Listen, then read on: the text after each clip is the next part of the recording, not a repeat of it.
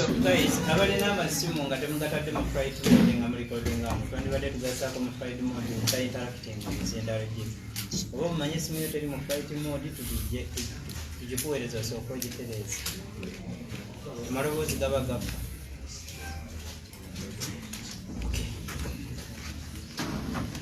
Jona so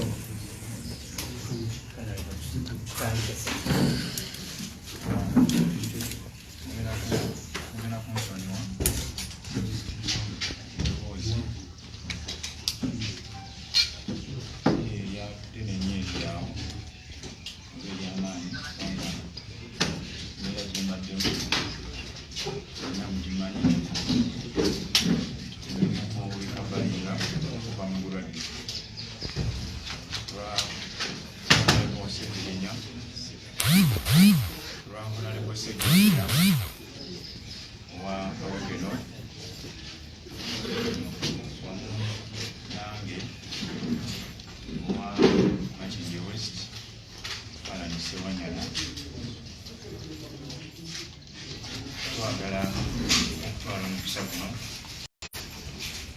okwebaza okusookera ddala bannamawulire mwenna abaze wano simaku olwaleero kuwulira ekiva muffe tera mu ngeri emu netwebaza abakulembeze abaddukanya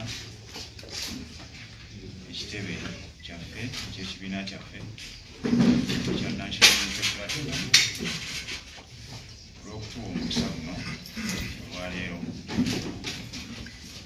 Tubadde bakutandika n'omukulu avunaanyizibwa mu byokwogera kw'ekibiina, simanyi oba atuuse, bagambye atuuse.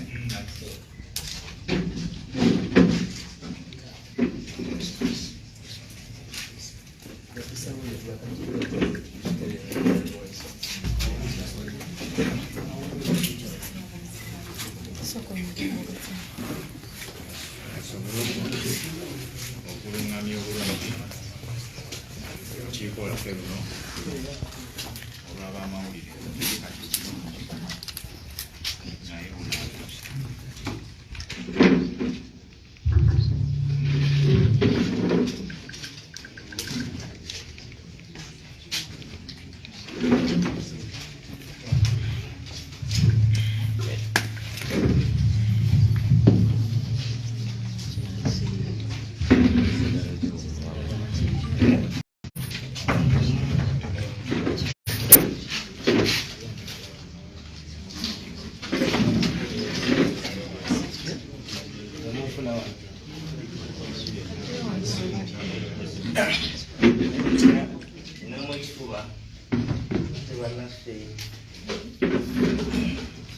Okay.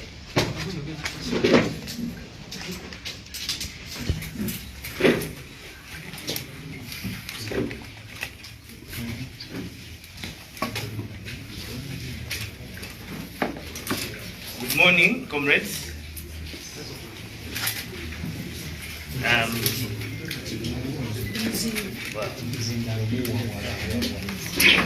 So let's set our press conference and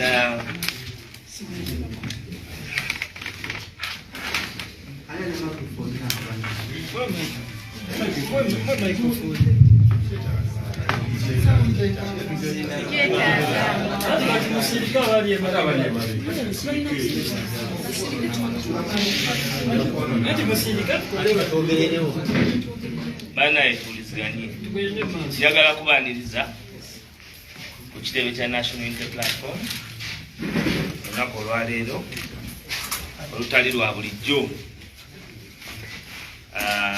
nga tufunye omukisa okwogerako eri baganda baffe Honorable Ssewanyana ne Honorable Segilinya.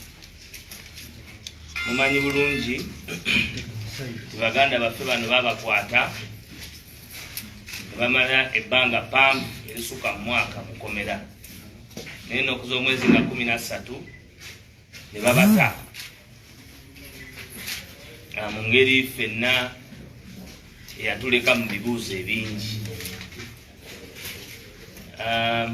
Balooya baayogera, ekibiina ne twogera, naye ng'ate bannaffe baali tebannaba kufuna nga bwe nali mbanyonyodde busobozi kujja kwogerako gye tuli, kubanga fe wano mu NUP ne mu People Power tukkiririza mu nsonga emu yokka, gwe omuntu, ebikolwa byo, entambuzaayo abangi kwe bajajingira ne bamanya. Bingi byogeddwa nnyo era tetuyinza kuba wano ne tubibikirira. Ebibuuzo bingi era bannamawulire mwe ababadde babimbuuza bulijjo ngenda kubawa omwaganya nga baganda baffe bamaze okwogera. Ebibuuzo mukole ki? Mubibuuze byembadde mubuuza. Njagala kwebaza Honorable Ssewanyana ne Honorable Segilinya okuba nti leero bavuddeyo bajje boogera eri ensi. Manyi nti eno ejja okuba entandikwa ya buli kimu. Manyi nti ne Honorable Ssewanyana tanalaba president paka kati, naye ate tubadde tetuyinza kugaana kuteekawo omwaganya gwa kuwuliziganya guno. Eggwanga lyonna egulindiridde olwa president, naye tukakasa nti eno yentandikwa ya buli kimu, okulaba nti bannaffe bawulirizibwa eri ensi. Njagala kutwala omukisa guno okwaniriza Honorable Ssewanyana ne Honorable Segilinya bogereko eri ensi butya bwe byali mu mbuzi ekogga, butya bwe biri kati, na butya bwe bibadde omwezi gwe bamaze nga bavudde mu kkomera. Mwebale nnyo, mwebalire ddala.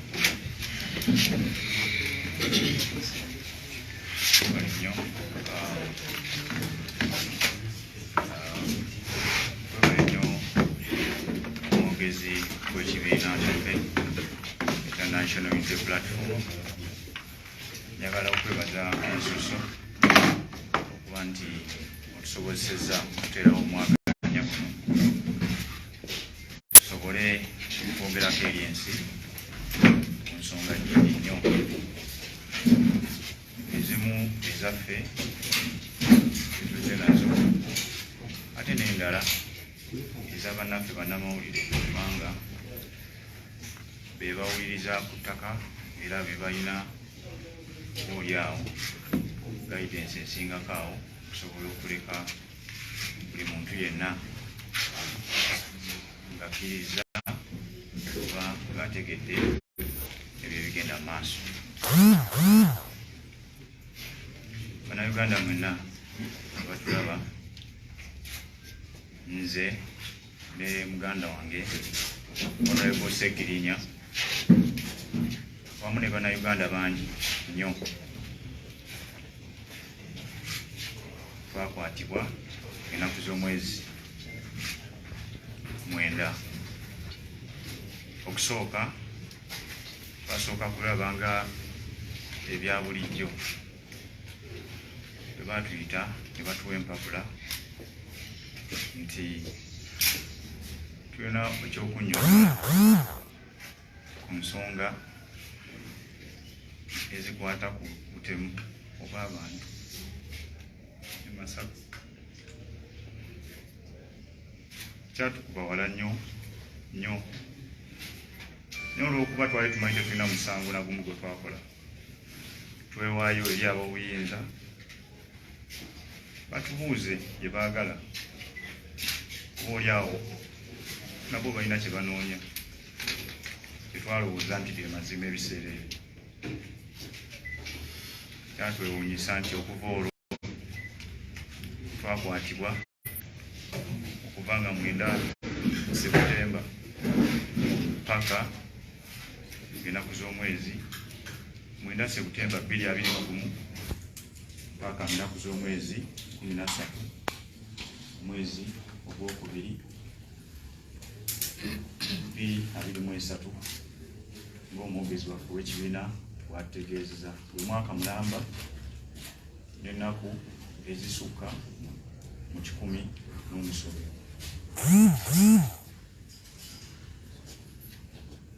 Mu butuufu obwongo waffe bwakusebwa olw'ensonga ezo ezimu zesijja genda mu maaso nazo, naye mmanyi nti Mukama Katonda asala amazima, ensonga zino ajja zirondoola paka bwe zinaggwa.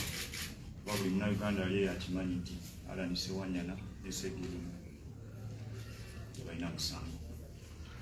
N'ekyo tujja kirekera kkooti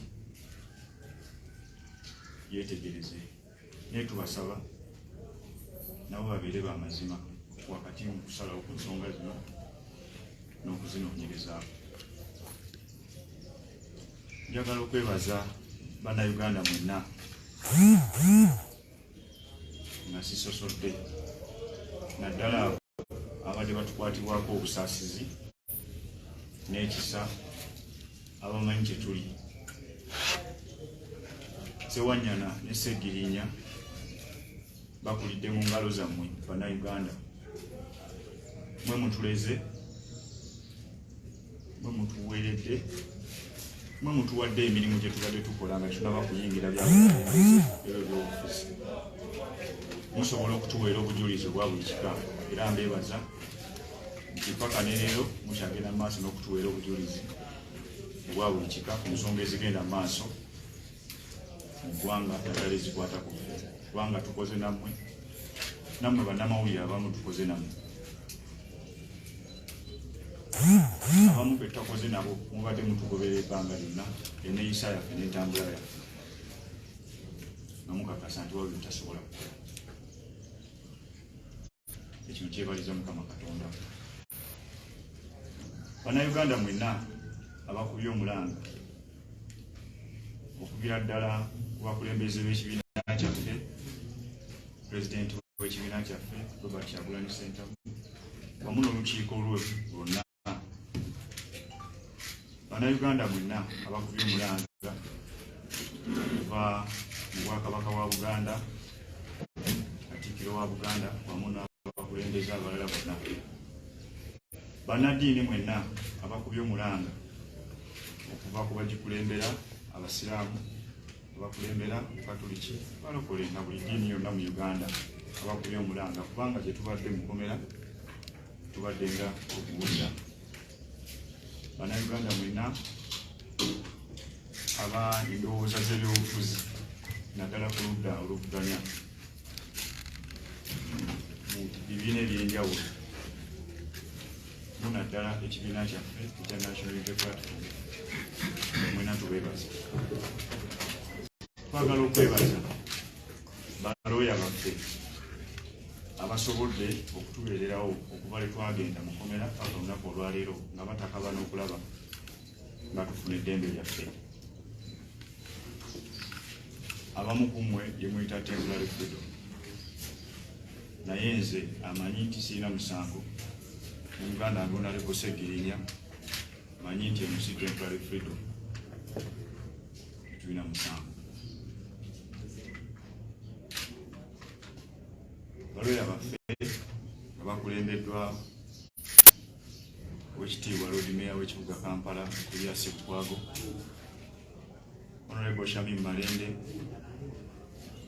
Honorable Medad Lwega Segona ne Kale Bwalaka wamu n'abalala abadde babakwatirako wakati mu kubawa magezi okusobola okutulwanirira n'okuyiiya engeri yonna esobola okukolwamu ekkomera. Tubeebaza.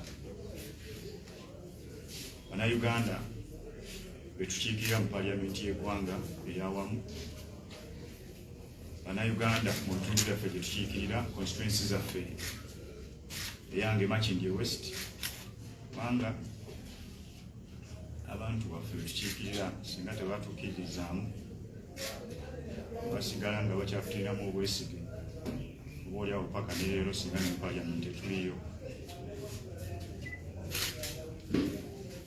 Ab'e Kawempe North Segilinya bakiikirira nabo singa tebamuteekamu bwesige kumulowooza nakukkiriza kyali oba oli awo singa walibaddewo mbeera nga gyetulaba kati. Mwenna tubeebaza bannamawulire okusingira ddala, mwenna bannamawulire mwebale nnyo, mwebalire ddala kuteeka mu lwatu ensonga zaffe nezitasirikirwa ebiwako nfuufu oba oli awo n'okuzizikibwanga wansi w'amameeza ne muziteeka mu lwatu ensi nezitegeera, era buli muntu yenna yeesalirawo nga bw'alina okukola. Bannayuganda bali ebweru wa Uganda nammwe twabalaba nga mugezaako okutulwanirira era nga muteekawo embeera esobozesa okulaba nga tufuna eddembe lyaffe. Mwebalire ddala. Twagala okusaba Mukama Katonda tumanye ensonga zaffe ezatuteekebwako zikyali mu kooti, era nkakasa Mukama ye mubeezi waffe, ate era mu ngeri y'emu nga nammwe mwenna mwe bajulizi baffe tugenda kusobola okuzivuunuka, kubanga ekyo kye tusaba. Olugendo lukyali luwanvu naye lumpi kuffe, kubanga tumanyi tetulina musango, era ekyo tujja kwogera ngu kyogeramu. Mugenda kutusonyiwa olw'okuba nti tuluddewo okwogerako nammwe mu lukiiko nga luno olw'amawulire.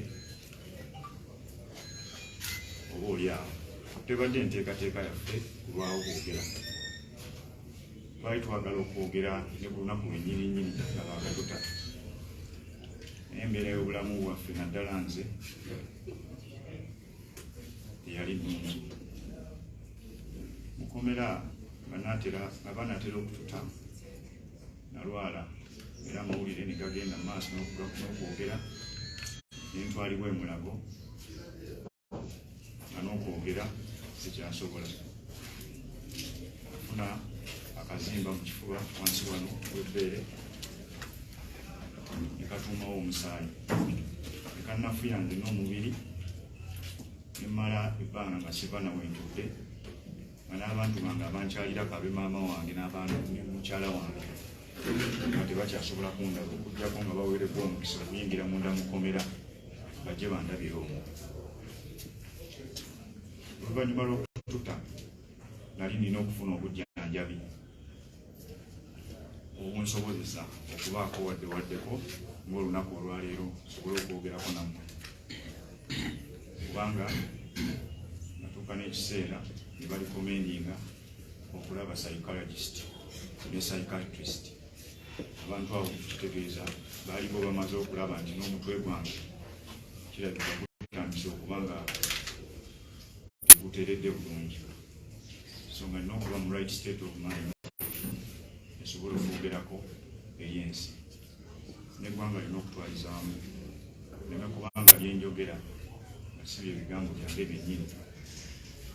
Munatusonyiwa kyekitulisizaawo okujja okwogerako gye muli. Yandeere tuzze tuwulirize ensonga zammwe na buli kimu kyonna kimwagala okutegeera oba oli awo. Twagala okakasa ebitundu byaffe bye tukiikirira titukyaliwo nnyo okubakiikirira n'okuba obuweereza bwe tweyama nga tubasaba mu mwaka gwa 2021. Tugenda kuba Alali Ssewanyana nga bwe twali nga tetunayingira mu kkomera, abalwanira obwenkanya, abalwanira eddembe lya buli munnayuganda,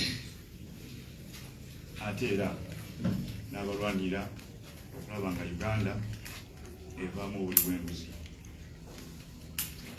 Tugenda kugezaako nnyo okulaba nga ebbanga lye tutasobodde kuweereza bitundu byaffe ery'emyaka ebiri, nga emyaka egyo tuweereza ebitundu byaffe mu gino 3 egisigaddeyo, wakati mu bwesimbu n'okugoberera enfuga eya ssemateeka wamu n'okubaweereza ng'omubaka bwe yalibadde n'okubateeseza ebiteeso byammwe mu paliyamenti y'eggwanga Uganda. buli yenna tulinamu obwesige era bwe batulinamu nga tetunaba kuyingira mu kkomera ate kati waliyogedde bwongezi tuteekamu obwesige kubanga okugezesa kwe tuyiseemu eri obulamu bwaffe ab'eŋŋanda baffe gye bayiseemu emikwano gyaffe bonna beesiba ku bayiseemu tukutwala ng'ekikulu ennyo era tetutasobola obaoliawo kwerabira olw'ensonga eyo ffe tukyali bagumu era tukakasa nti ebiragiro bye twakuba okubaweereza era tugenda kubaweereza bulungi ebbanga lyaffe lyonna lye tunaabeera nga tukyali bakulembeze bamwe mu bitundu tubadde eyo nga tujjanjabibwa ddwaliro gye tubadde mbuuza ddwaliro ki tubadde mu ddwaliro ly'ensambya nga naye niko obukwakulizo bungi nnyo okuva eri ab'eŋŋanda bye bagamba nti naatera okweddalo nga balowooza nti neetaaga okufuna akaseera akawummula nga bwenfuna obujjanjabi mpolampola kubanga ebbugumu mu bantu baffe abatwagala ennyo lyali lingi nnyo nga kiyinza obuteebereka so ne tugoberera ebiragiro ebyo ensonga lwaki bwe nafunye olungubanguba sobodde okutuuka wano era njogereko erimwe bannayuganda abateekamu obwesige singa si bwe kibadde era twasigadde kasookedde nammwe ku nsonga zino paka naye olwokuba tewali kyetukweka kyali kyalwatu nti twasigwa ekyo tewali ayinza kibuuzaako kibuuzo kyali kyalwatu nti twateebwa tewali ayinza kibuuzaako kibuuzo wabula babaddewo ebibuuzo bingi ebizze nga naffe tetumanyi kwe biva ne muganda wange Honorable Segilinya kubanga nga tetunajja wano twayogerangamu tinaye kati kino ono akijje ku ki kyayogera ti oluvannyuma lw'omwaka mukamba n'ekitundu omuntu akyasobola okuyimirira awo n'ayagala ate obulumi bwenfunye mu kkomera obw'emyaka 2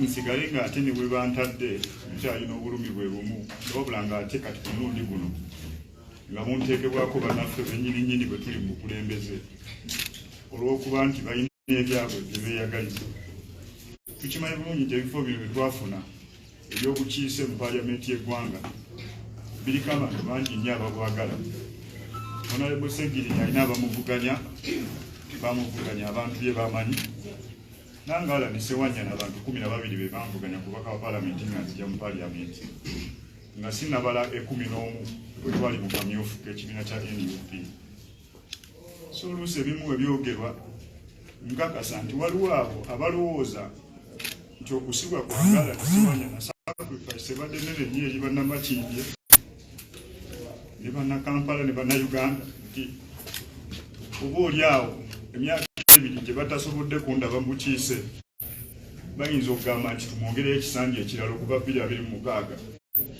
ewatali kuvuganyizibwa kati n'alwana afuba okulaba nti bwakiri obulumi bwenfunye mu kkomera ate bufuuka ng'ekirungi ate nga bwenvudde mu kkomera ataddewo ebigambo oba bataddewo propaganda atategeerekeka twawulira okututa kwaliwo okuteesa ekyo nawulira kipya mu matu gange neŋŋamba nti kuteesa kwa kikaaki okwo nga nteesa ku ki kubanga nze sirina musango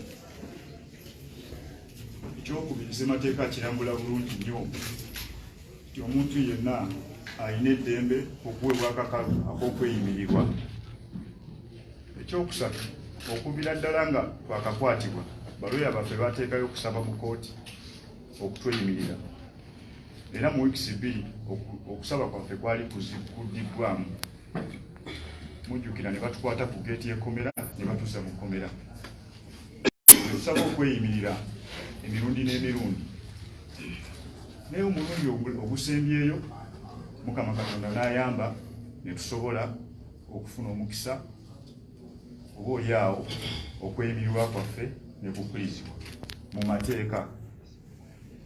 Omuntu yayogedde byonna byayogera, singa saatuula mu maaso ga mulamuzi, singa saakwata bukadde bwange 20, singa pasipooti yange Alani Ssewanyana ngirina mu nsawo yange, singa mu mbeera zonna saatebwa nga amateeka bwe galagira, awaali badde wadde ng'okedde ku makya kunsanga ku street ntambula e Kampala okwogera nti waliwo kino ne kino mu mbeera bweti ne bweti.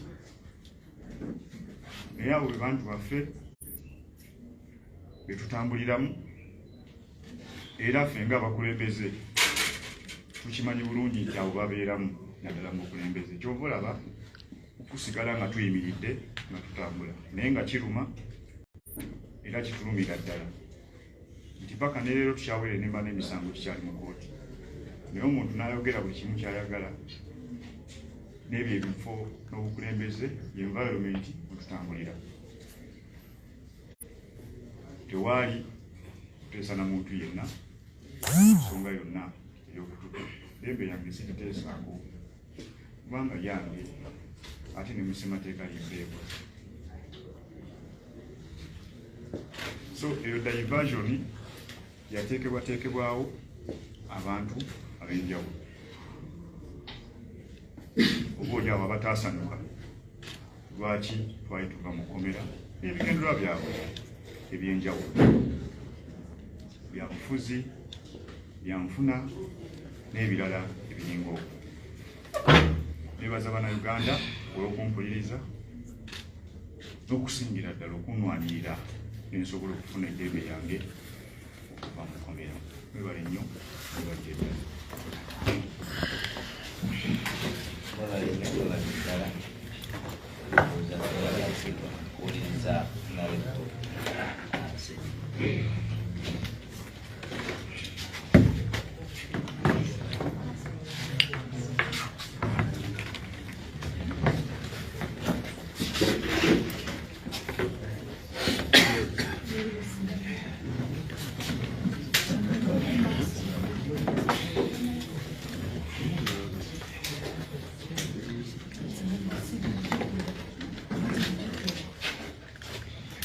Baganda bange sooka okubeebaza okuba nti muli wano olwaleero, naye ate siyinza kwerabira kubeebaza ebbanga lyonna lye tubadde nga tuweredde emba n'emisango egyatuteekebwako mubadde mubeerawo, kubanga tetulinako olunaku lwe tugeze mu kkooti nga tewaliwo bamawulire, mubadde mubeerawo. Olwekyo ekyo kye mubadde mukola, baganda bange abamawulire abali wano kibeebaza, mwebale nnyo, mwebalire ddala. Sitoole yange n'eya Honorable Ssewanyana tezaawukana, kubanga twakwatibwa ku misango gyonna nga mipaatire.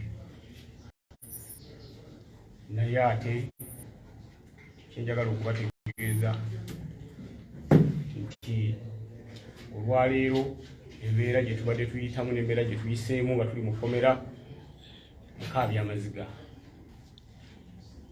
Bannaffe bwe twaliseeyo zena kati bwe neebaka bwe nti ndaba nga akyali mu kkomera, kubanga ebikweyo sanga mulala bibadde bikusisimula nga bikulumye n'ogira bw'otunuga nti bannaye kiki kino, naye nakati gundi eyo ekyandi ne waba tewali kinnumye nenkanga nsisimuse. So psychologically tuli tortured. Era y'ensonga lwaki bwe twava mu kkomera twateekebwayo ebibuuzo bingi nnyo, kyata abasajja nga tebannayogerako eri ggwanga, bannakola ki, embeera gye tubadde tuyisibwamu mu kkomera nga mukimanyi kkomera abaali baddemu kkomera tezimalirika.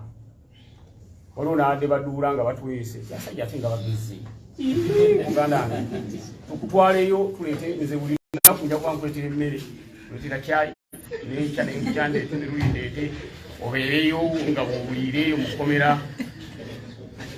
naye ng'otunula bw'oti n'ogaa ebyo abasajja baduula amazima ga Katonda n'owulira nga amaziga gakuyitamu kinga bageze munaku ya muno nga muyogerere ekyamazima ga Katonda mu ggulu.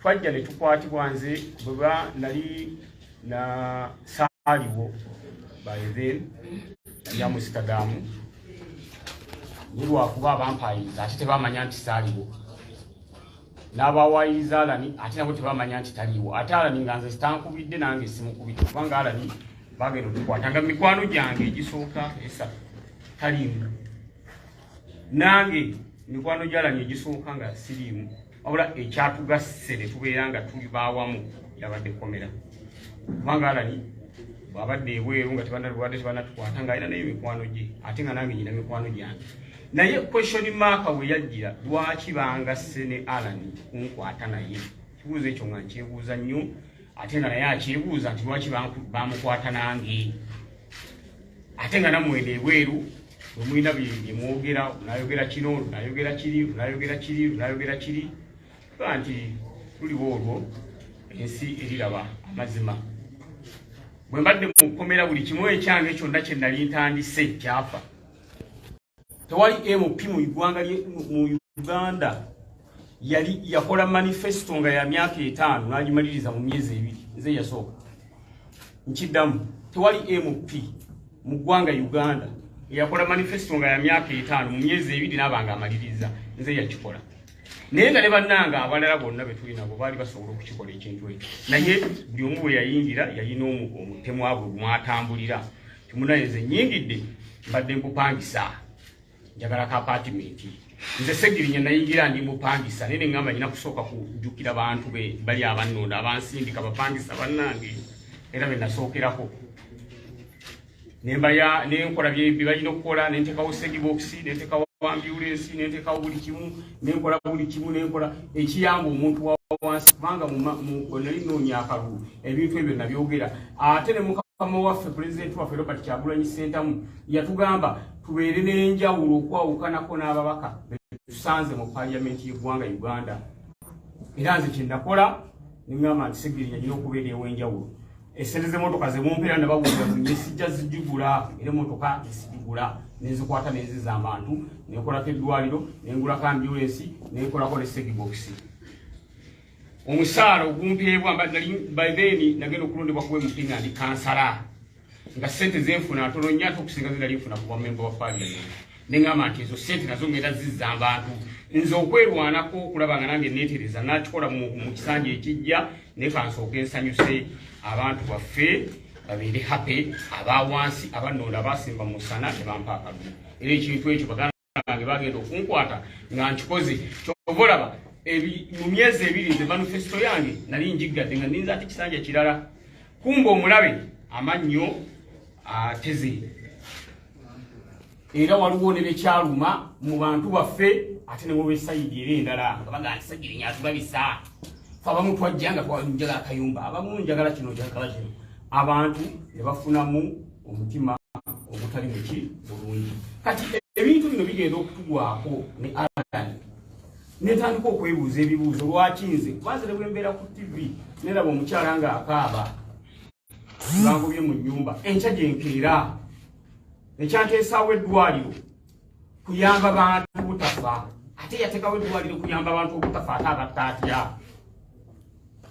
nengamba mu constituency yange eri Kampala ne constituency ya Alani eri Kampala lwaki ebintu bino ate ebyagwe Masaka ate bakwata nze n'Alani ab'e Kampala ate abava mu constituency ezo bonga teryabanyezeeko so ebibuuzo ebyo biwandibadde nga mwebuuza okusinga okugamba gundi ate lwaki yafulumya atya gundi yakoze atya kubanga enfuluma yaffe nga wona libana ne bwakugambye yali mateeka ate teyateesebwako kino nkiddamu teri yatuteeseza ate naffe tetweteeseza okututa eddembe lyo naddala nga bakwatidde bwereere naddala nga bakusibidde bwereere naddala nga bakufulugunyiziza bwereere ate tusobola kuliteesaako nti nteese bante ate ku kibu wali bakwatira mu kapasite ki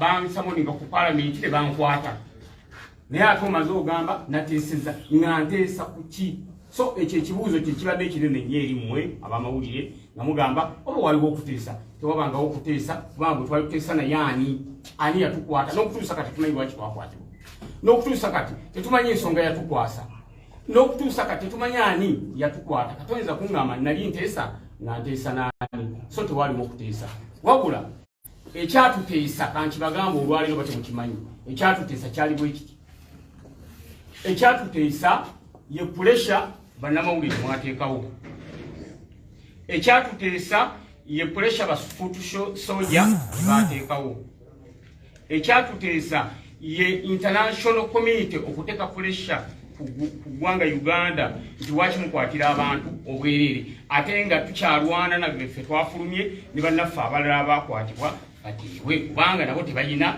musango abali mu kooti maasho n'abali mu kooti sendala nabo tusaba bateebwe nga ffe twateebwa nabo bateebwe kuba tebalina musango ekyatuteesa ekirala yembeera constituency zaffe abalonzi baffe abatuteeka mu parliament gye baateekawo ne bagamba ababaka baffe lwaki mwabakwatira obwerere ekirala ekyatuteesa nga tewali bujulizi butuluma kitegeeza yatukwata yatuwaayiriza ye yafumba bufumbi kintu kye n'akiteekawaawo ate nga tekiriiko bujulizi kubanga temubadde mu kooti nga mujja ne bwe bagamba nti be batulumiriza baavaayo ne bagamba nti ffe baatukubanga miggo nga batuka balumiriza Alani Ssewanyana bankubanga miggo nga bagamba balumiriza Segilinya Wammali kyekyankubyanga emiggo era ne bankaka nkole statement ey'obulimba kitegeeza n'abaana abo okuva ne bakonfesinga nti banneefe naffe abo tetubamanyi ate nga bwe kiri olaba nze n'Alani otugatta obugasi nga tutudde ku meeza tekisoboka kubanga ebbanga Alani lyabaddewo nange lyembaddewo wonna mumuwulidde tabadde nti mbeera naye kubanga mikwano gy'emirala nange gibadde mirala naye ate oyinza ate okugamba tojja tugatta ku bantu abalala ate be tutamanyi n'olwekyo ebyatuteesa byebyo puresha yammwe abamawulire amaanyi gammwe ge mwateekawo ne mugamba nti nedda abantu bano babakwatira bwerere era omulabe waffe ndowooza naye n'apondooka n'agamba nti munnange abantu bano nakkiriza netweyimirirwa ne tufuluma ne buli lwogamba twaliwo okuteesa ku ki era eyo question tumanyi gye badde mulina mu mitwe gyammwe ey'okuteesa mwateesa ku ki mwakola ki tewaliwo kuteesa bonna ekyo bannamawulire njagala muve wano nga mukitegedde naye kyenjagala okubategeeza nti mu kuyimbulwa kwaffe twagenza okukomawo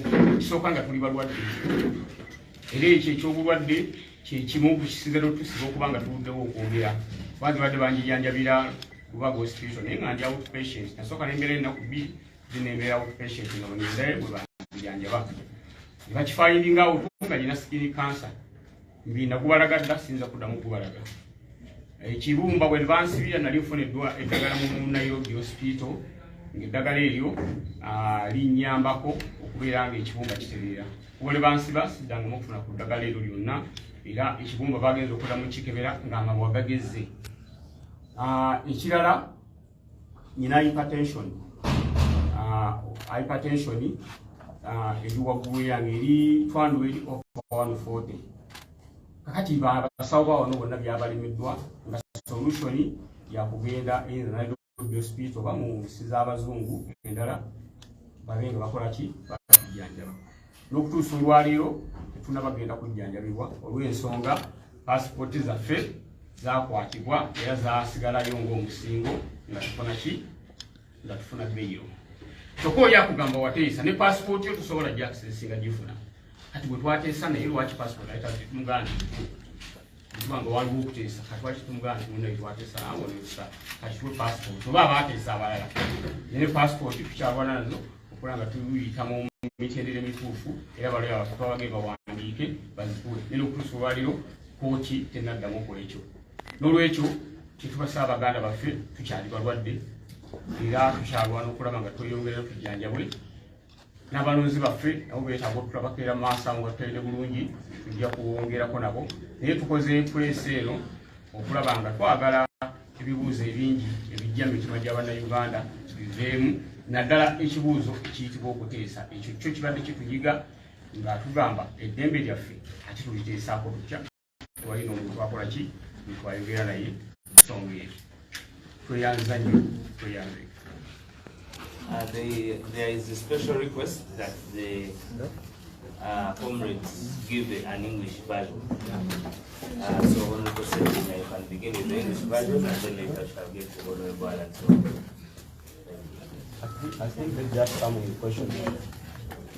No, they wanted you to give a recap of what we just said in Uganda in a summary in English, such that they can also capture it in the English speaking people. Ladies and gentlemen, I'm very happy to see you here. My name is Segilinya Muhammad, MP representing Kawempe North, together with my Honorable Ssewanyana, who is representing Machingi West. We are happy that we are out, but as discussed, we are still sick. The reason why we decided to come and address this press conference is to answer some of the questions which we've been asking ever since we are released. And some of the questions why was there was negotiations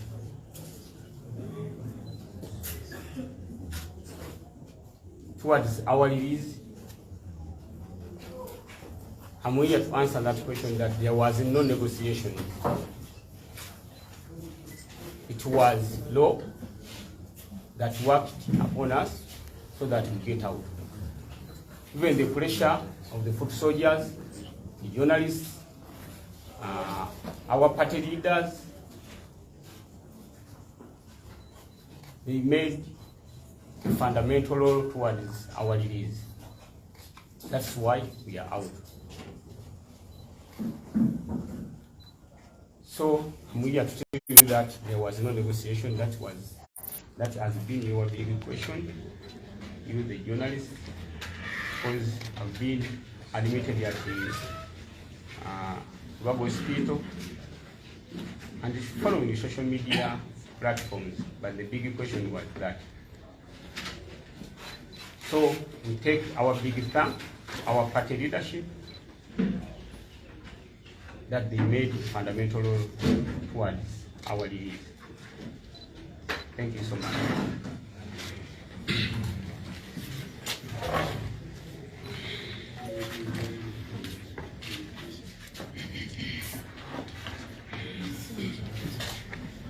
Thank you, my comrades. Today, we are here to, first of all, unleash ourselves to the public. Secondly, to answer a few questions which had been raised earlier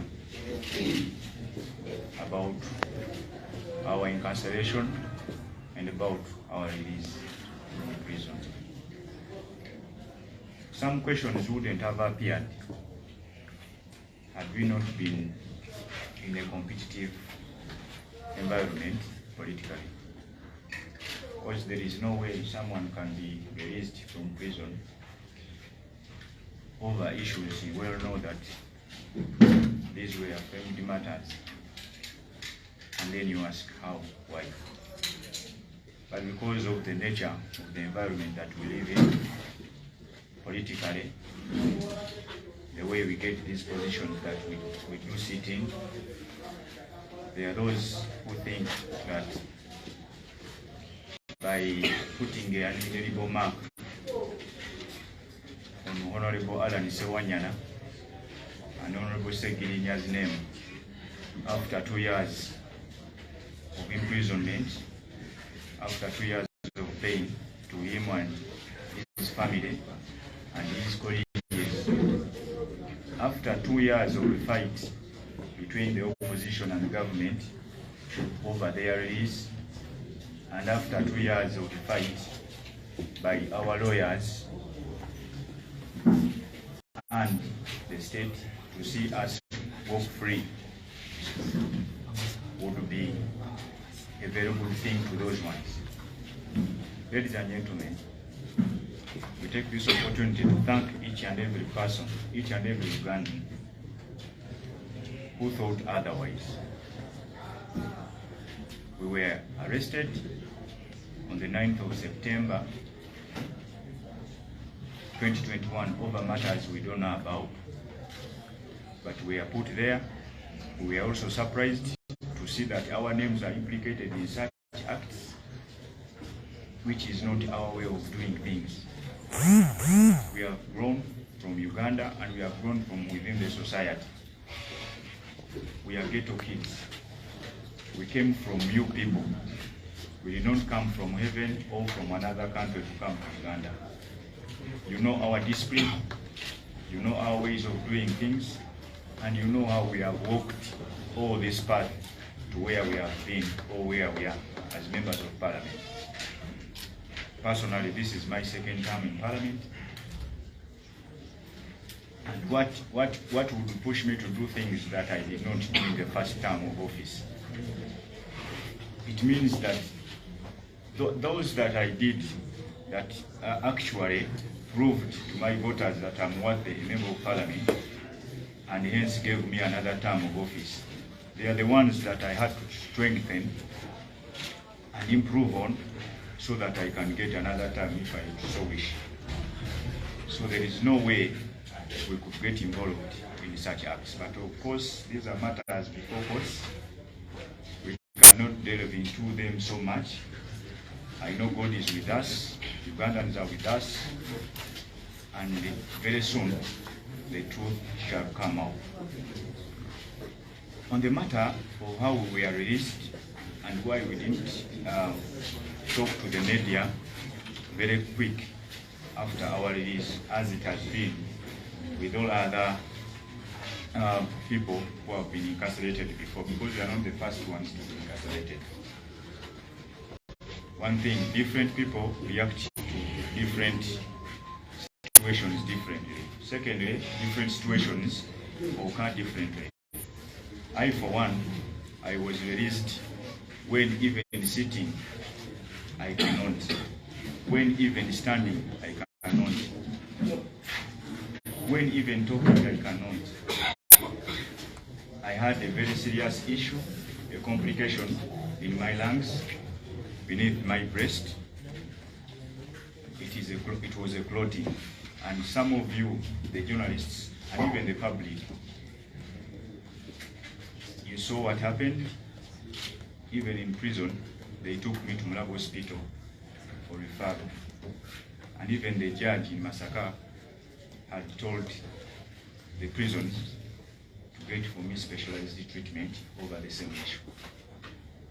So I came out weak, not talking very well, psychologically tortured.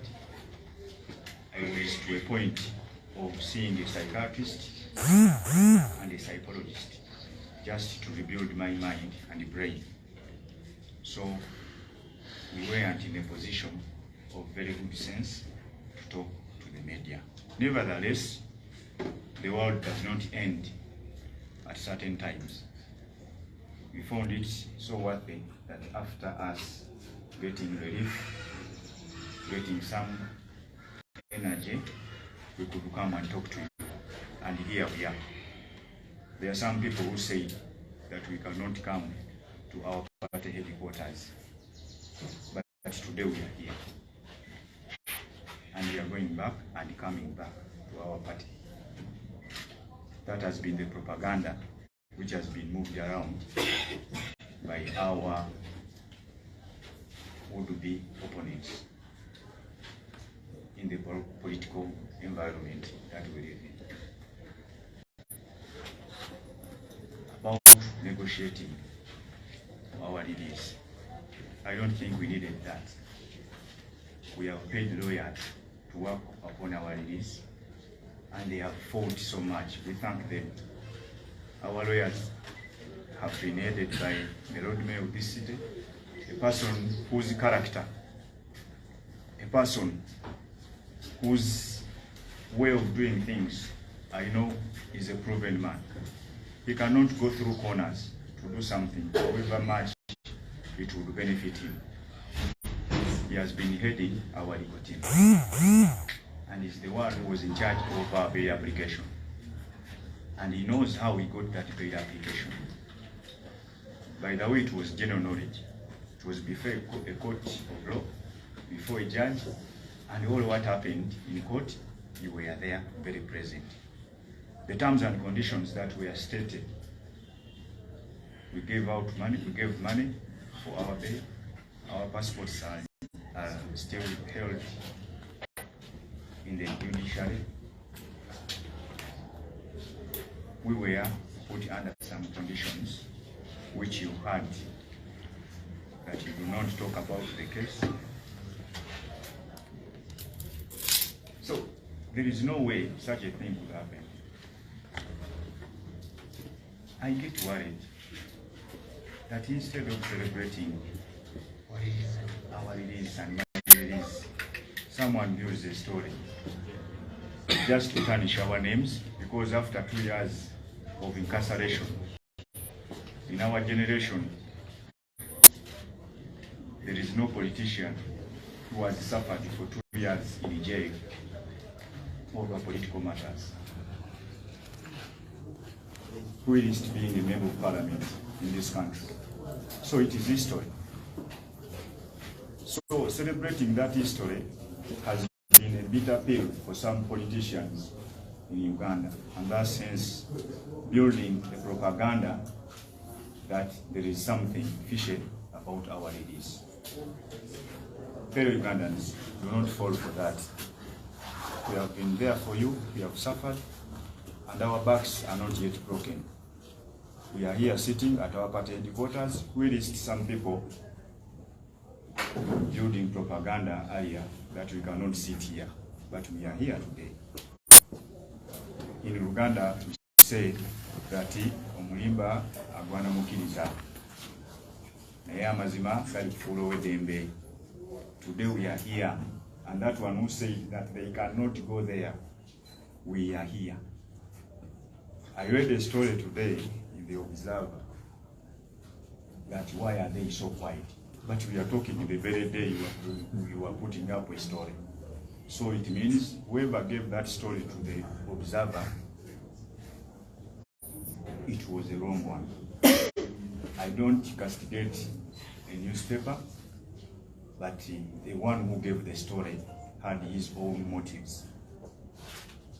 Next Thursday they will write, they have spoken. And that is very good for us. I thank all Ugandans who have played a very big role towards our release. I know it hasn't been a very easy story. You have toiled from leaders of our party, headed by the party president, Honorable Chagulanyi Ssentamu. The whole opposition parties like FDC and other parties, all of them, they have worked hand in hand to see that they talk about our release, because it is our right under the Constitution of Uganda. Religious leaders, all of you, we thank you. You have put to notice that we have to be released. The Katikkiro of Uganda, he has always come out to talk for our release. And all other cultural leaders that have seen it worth it for us to be released, because we have no case. We maintain that we are innocent. All Ugandans that have played a very big role towards our release, we thank you. You are our heroes.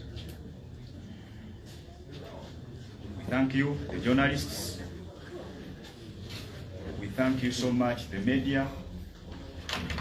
We thank you all, even the proprietors of those media stations, for allowing such message for our freedom to go through your media houses. You are our heroes. That's why we are out. For anyone who is asking how were they released, why are they out, because of those people that I've mentioned that we are out. We thank you all. We thank our party spokesperson for giving us this opportunity to talk to the media and the Ugandans at large. We still pray, and we ask you to continue praying for us, because we are still battling with the same issues in courts of law. But I know that we will win. With God, all things are possible, and we are innocent. I know that. We are going to continue working for our constituencies.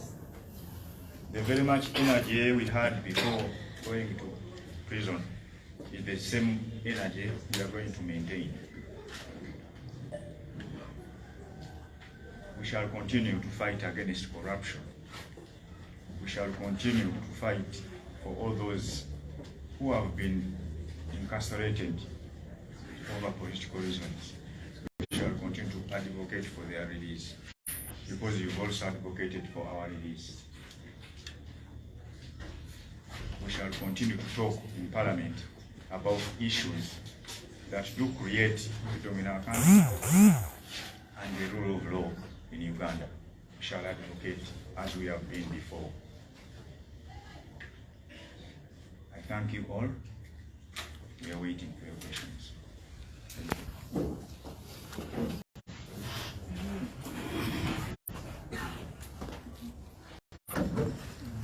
All right, I will take a few questions very, very quickly. Those that are going to ask in Uganda, you'll ask in Uganda. Those that are going to ask in English, you'll ask in English. All right.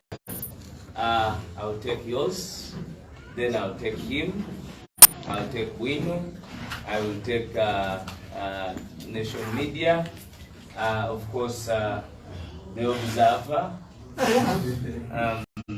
and then Radio Simba. I said you go fast, please. The same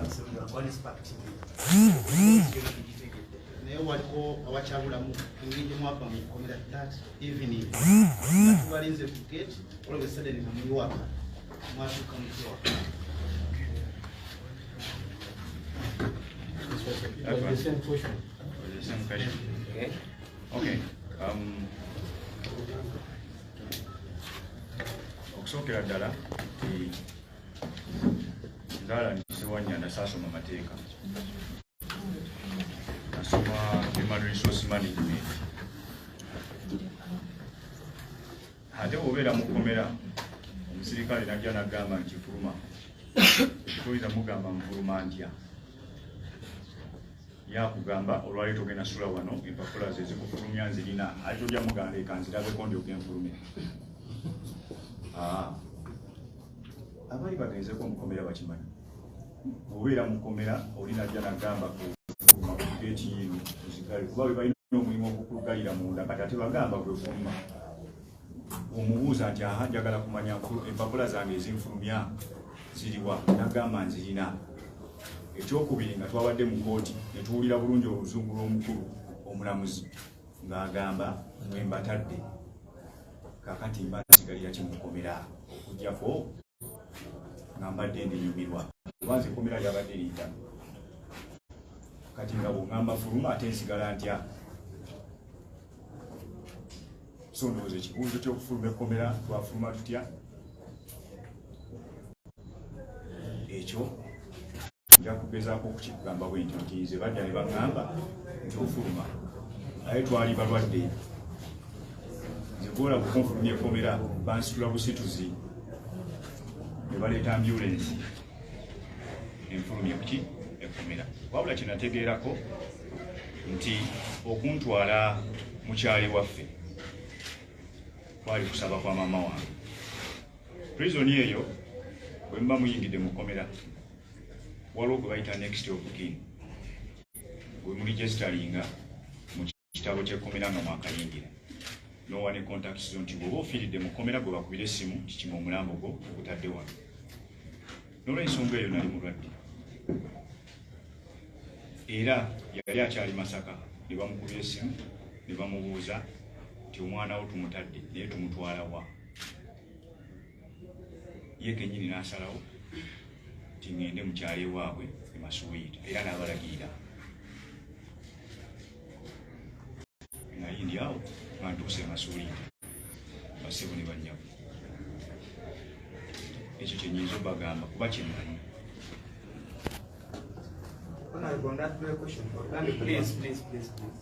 Let's go. Muganda waffe webale nnyo ekibuuzo ekyo tetwakwatibwa enkwatibwa nga yakiyaayi kubanga twatuyita nze nonale balali Ssewanyana ogere Masaka okumwiripootinga Alani yalowooza bayise Alani mulala nange nendowooza bayise Segilinya mulala naye tufaanaganye kubanga era osanga nga waliyo omuntu gubayita Segilinya Muhammad era osanga nga waliyo omuntu gubayita Alani Ssewanyana nga tumanyi otuuka wali bagala tuga mutambule mukoleki mugende twali tuyisemu ne baddamu ne batukwata ng'ate batuwadde ebbeeyi wali ku geeti y'ekigo batubuzaawo nga nejja batute tukola ki tumanyiire kati olunaku bwe lwatuuka olufuluma nga tubadde wali ku Zoom nga tulaba kooti etutadde era twavaawo ku bugunyi olwo mulwadde naye nga muli mu mutima at least aga nti batutadde nange nga ndi mulwadde naye nga nange nkimanyi batutadde twali tuli awo nga abakulu b'ekkomera batugamba muteereddwa era ffe temukyali bagundi baffe ng'ono mulwadde nnyo nga mbabuuza nti ono ono nze nali mwogerera ono mulwadde nnyo nga mbabuuza kakati ono tugenda mutambuza tutya ffe ambulensi weeri bateeka mwana ne Ssewanyana mu ambulensi nange ne banteeka mwana ne bamutuusa gy'alaga nange ne bantuusa ebbenge ewa maama era gye banteeka n'omulala ne Ssewanyana ne bamuteeka e Masuwita era nze bwe natuuka nga bantuusizza nga netandika okuba maama ate yali ate ku prison nga tamanyi nti bantuusizza enoonyaawo akasimu amangu awo ne mugamba nti bantuusizza ddeeno kyebabanga batume nti yendi eno naye n'abali awo bagambe tibatuusizza ebyo akati ebintu byekkomera omuntu Segilinya amaze emyaka 2 n'Alani amaze emyaka 2 nga tupooca tukaaba omuntu tayinza kugamba nti kati oteereddwa n'omugamba nti ate ndaga wasebo tekisoboka komera lyali litutuuse wano nga ne bwakukiina obukiinyi kati kambabuulira baliwo ne bantu tukiinye bukiinyi nti tubatadde mugende twandigenze ne bandibadde batukire tugoba batukoma sasa abasajja oba bakakasa oba ki so ekkomera emyaka 2 obonaabona emyaka 2 ng'okookya emyaka 2 nga tulaba famire yo emyaka 2 nga tumanyi kigenda mu maaso nze bantwala ndi Mr. Update ngenza okudaba Mr. Update bali mutwalo nenge ntandikira namu banyina bambuuza nga tonatandika live mubeera abantu miliyoni namanga mwena muli ku live nengamba kati ani ananda natunudde nti bena invitinganga kakati bonna bali live bonna kati ebintu bingi nnyo ebikyuse baganda bange emyaka 2 ekyo muleme kukisaakira mu Uganda bange ze nagenza okudaba Mr. Update kati bali miliyoni kati noonya linnya ddala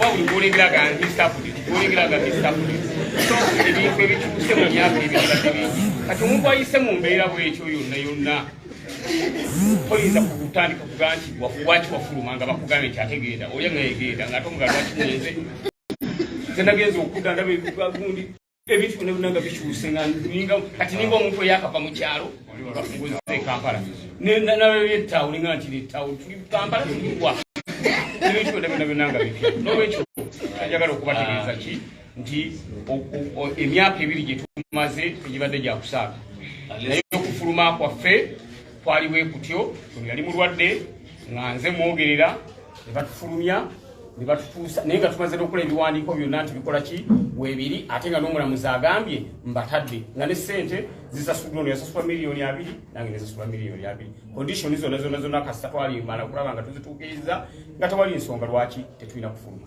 so okufuluma kwaffe nze lwebandibye nti omukono guno bagufulumiza mu kaveera n'eggulo n'okugulu ne bakiba ekirala kunfulumya kubanga bankwata byakiyaayi nali sina weegaanira kubanga ekkomera simanyi na lwaki nalirimu simanyi na lwaki naliyingira, simanyi na lwaki bampayiriza, ate simanyi nani yampayiriza okubeera mu kkomerero lye mbaddemu olwaleero. We're going to keep it brief. We know Wandera and then last period. Yes, Honorable Segilinya. Already bitambuzibwa nti zino project zebatandikawo z'oganiza bamaliza myezi ebiri. Walina omuvujjirizi eyali akuli emabega. Era omuvujjirizi oyo walimu endagaano zemali mukoze. N'ozimenya n'asalawo akukwata. Yes, sir. Ekirungi ebintu byange nzize mbikola nga mbikolera ku update. Ebaddewo emabegaawo nawona kuba kati olwayo simayo beera etambula oba tetambula olw'embeera eriwo. Naye mbadde mbikola nga mbikolera musana. Bwe nali ndayira ku madaala ga Parliament, bwe namala okulayira, bannamawulire bambuuza, Segilinya, ennaku z'ekikumi ogenda kukola ki? Ne mbaga nti ennaku zange ekikumi nze manifesito yange nja kuba njiggadde. Lwaki? Bwe namala okulayira bakwata miliyoni 2 ez'emmotoka ne bazimpa. Miliyoni 2 Segilinya bayita kufuna na miliyoni 10 kwa account tekugwako 2. Nenga jukira bwe nabeera mu campaign abalonzi bange nyina bye nabagamba nti sente z'emmotoka zammwe. Kati abantu bano baganoonya kalulu bikibi kiboponents bange nga abakikozesa okukinkubisa nti abalimba oyo abadde ali munaku akyalina mu bupangisa miliyoni 2 asobola ziteeka abalonzi nga bazimuwadde nemba puluvinga nenkikola ne bampa miliyoni 2 nengulako emmotoka miliyoni 10 nenjiwa abalonzi. Nempangisa akawe wali eddwaliro wa miliyoni 10. Ngenda nengule ebintu ebitandikirwako biki ebisookerwako mu ddwaliro ebitandikibwako omuntu byasookerako nembiteeka mu ddwaliro. Nengenda nensuubula eddagala balisuubula eri ku gundi ku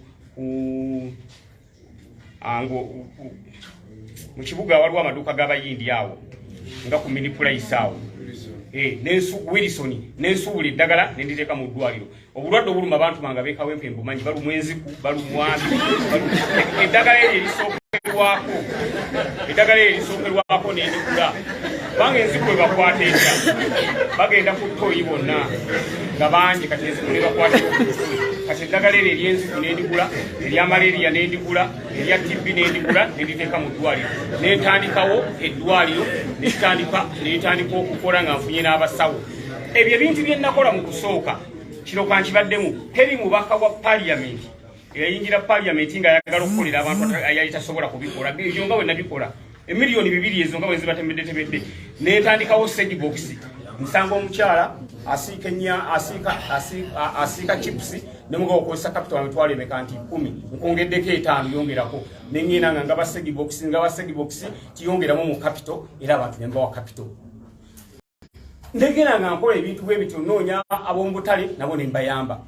Mba ndi awo ng'ebiri byakagwako asatu negagwako ab'omusaala ninga nti kiriza abantu nkyalina okubayamba nendeyongera mu constituency n'okuyamba. Kumbe nkuliyetinga balabe kisamanya omugana nge kyoli mukumbuza ekibuuzo kyekyankuliyetingisa n'abalaba abamu ne batandika okumpala nati musajja nga twala speed kubanze nasanganga abantu nga bamu baffe nga banga mutwala speed n'abamu nga beenaalemu nga banga mututta muganda waffe ne bagana edda tukolisooke tukolera abantu then ogunaddako tulye tosooka kulaga mu lulu twalaga mu lulu twagala okwawukanako ennyo n'abantu bali n'olwekyo teri muntu yampa yadde 10. Ekirala njagala okubuuza gwe nga munnamawulire oyo gwe bagambye yampa bameka be yakawanga abasiba gwe mpaayo omuntu yawagundi naye n'amusiba nti gundi yamuwa naye we yagaana okukola byayagala n'amusiba kitegeeza oyadde propaganda muganda wange.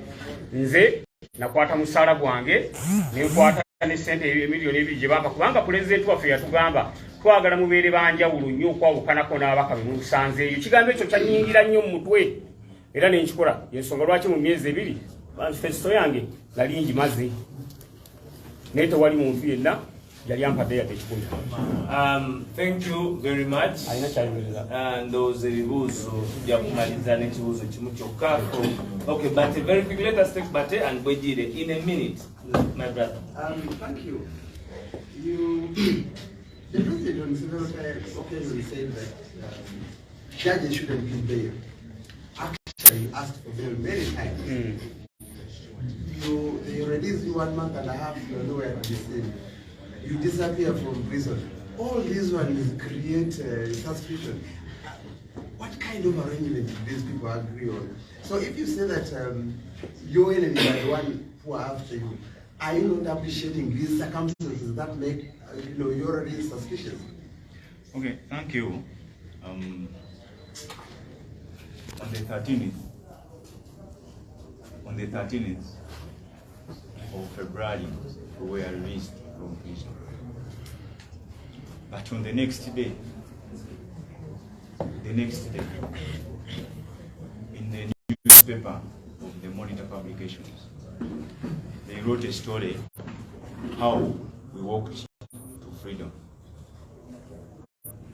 Well knowing that yesterday we had court, it gave us terms, we made them, and we were released from prison. Fortunately enough, after writing that story, which had all that you are saying, the next 2 days they wrote an apology to whoever they mentioned that had negotiated for us, which means that what they wrote was a misconceived situation. So I cannot go into that. They already apologized. But regarding our behavior, I have earlier explained to the media that I was released in an ambulance. I was very sick. They had recommended a psychologist, a psychiatrist. For everyone who knows that if a doctor recommends a psychiatrist or psychologist, you know that that person is almost going berserk.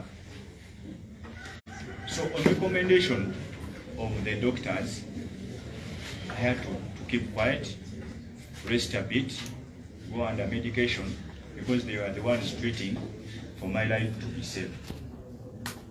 I will see.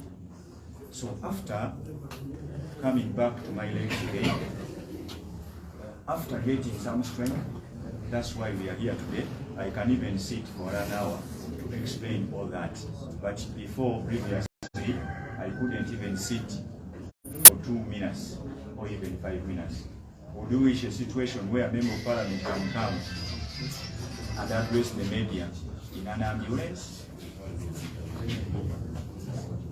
I wouldn't try to show that or scare my people in such a way.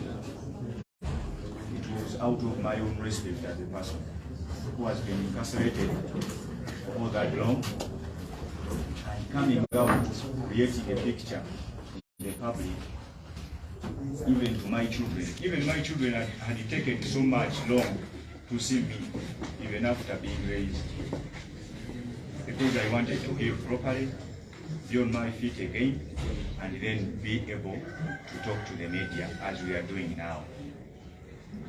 That's it, my brother. Honorable Wejiri. So on the question of the president saying no bail what? That is his idea. Fortunately enough, Ugandans disagreed with him. And that's why we are here now. We have asked for bail, and it has been granted to us because of your fight. You, the people of Uganda, and the media, plus all leaders at various levels. And it is a constitutional right, it is still in our constitution. We always read that all other people, all other prisoners, especially political ones, and be also granted the same privilege and be bailed out and come to enjoy their freedoms as a right.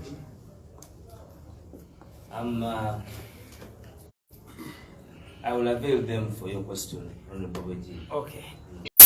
Ababaka mbakulisaayo kulikeje ekibuuzo ekyange genda kubeera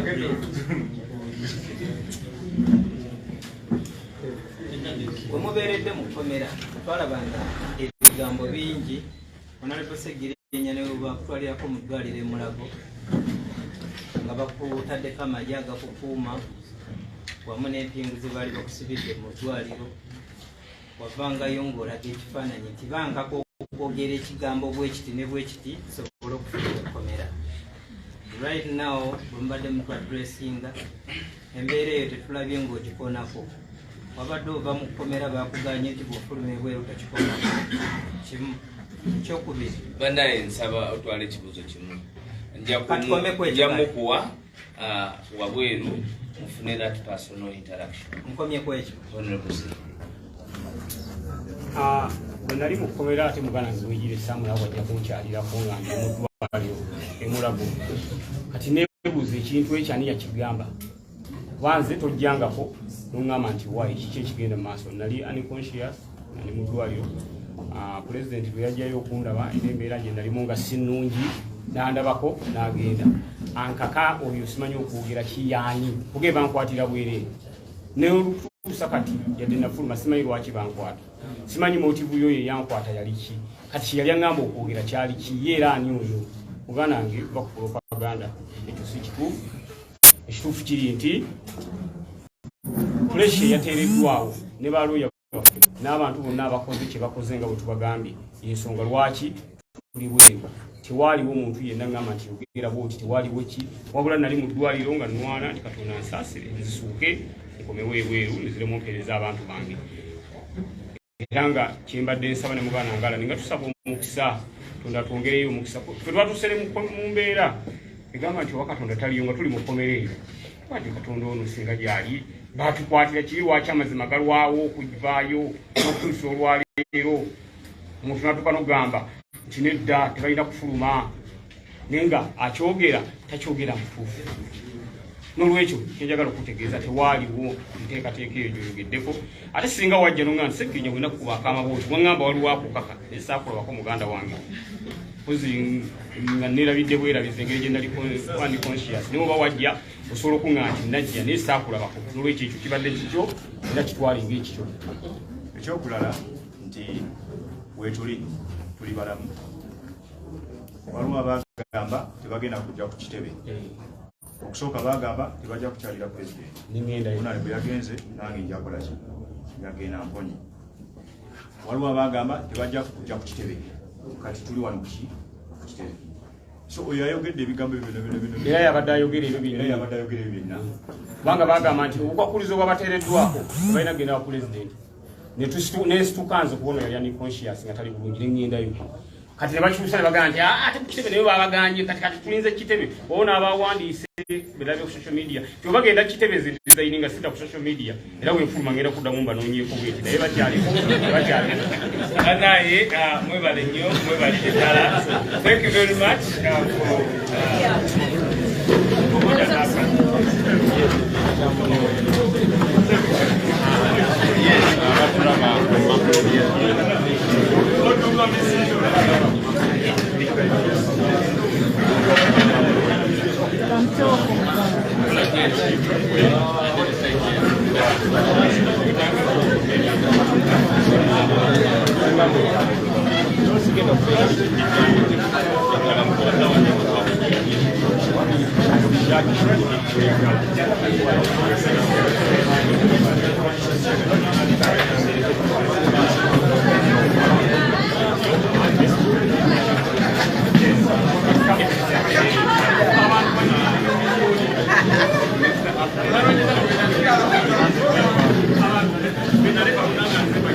bwe video mbadde bwegenda kuba nga tuberekerera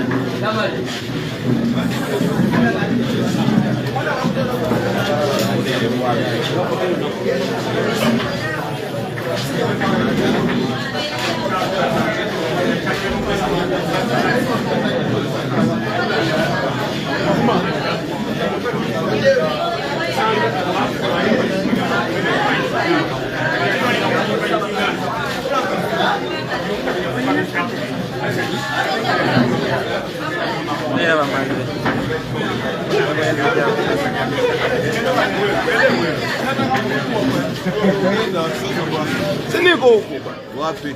Ukatawe. Kama leo.